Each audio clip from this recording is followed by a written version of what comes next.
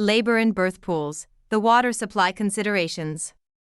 Planning to put a labor and birth pool into a birth center or hospital takes some upfront consideration. Careful planning initially will pay off in the long run. By getting it right first time, you will have facilities that support good and safe practice for women and their babies, as well as your team. This post is part of a series addressing the major issues you need to consider: space, water supply, drainage, and electrical supply. Here, we take a look at water supply.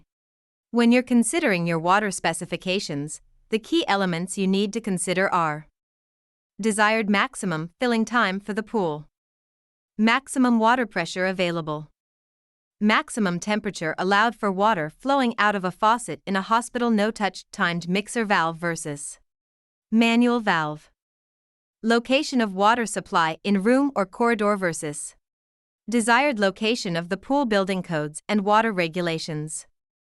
Filling time.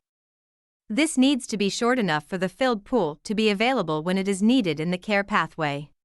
For this, 20 minutes is ideal. More than 30 minutes can often mean the pool isn't ready in time. Labor and birth pools, the water supply considerations. Water pressure. It is rare to have a high enough pressure in the hot water supply to deliver a 20-minute filling time for a 146-gallon, 557L, pool through half-inch pipes. A flow rate of 438 GPH is required at 98 F. 3/4-inch supply pipes are usually necessary. Water temperature and mixer valves. Low maximum temperatures for water outlets in hospitals mean that a mixer valve and faucet is a better option than separate faucets. Many hospitals are now moving to no-touch mixer valve controls to reduce cross-infection risk. Some have the additional benefit of being programmable. For example, a single wave of the hand across the panel will run water at 98 F for 20 minutes. This improves productivity and reduces wasted water through the overflow.